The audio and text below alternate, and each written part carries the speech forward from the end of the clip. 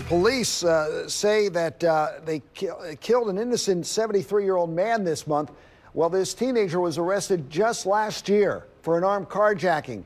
Is it yet another story that throws the juvenile justice system right front and center here? WMAR 2 News' Brian Kubler now with how this particular murder happened and how it maybe shouldn't have happened at all. 73-year-old Lawrence Price was shot and killed earlier this month on Liberty Heights Avenue.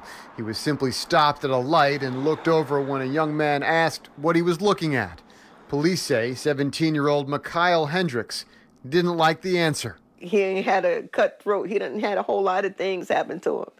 Never would have thought that some jackbutt would feel the need that they have nothing else better to do but shoot up an old man. That old man wouldn't have done nothing to nobody. He just do a lot of talking. He got more bark than bite. Police arrested Hendricks yesterday. Price was killed by a boy, a teen more than half a century his junior, and for nothing. But adding insult to Price's fatal injury was that Hendricks should never have been in position to take Price's life in the first place. I saw his face and I said, oh my goodness, I know who that is. Baltimore City Councilman Isaac Schleifer recognized Hendricks' mugshot immediately because this is what he looked like last year when the councilman was on a BPD ride-along in Northwest Baltimore as Hendricks was arrested for an armed carjacking.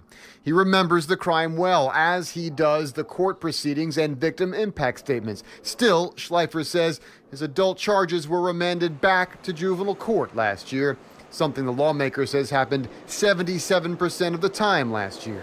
Schleifer says Hendricks cut off his ankle bracelet while on home detention. He was in violation when police say he shot and killed Price earlier this month.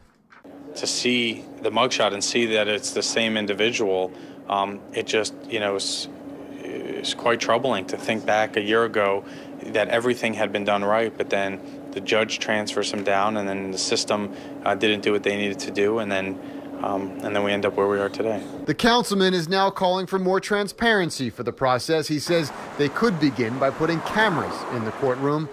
Meanwhile, Hendricks is now facing murder charges, again charged as an adult. In Baltimore, Brian Kubler, WMAR 2 News.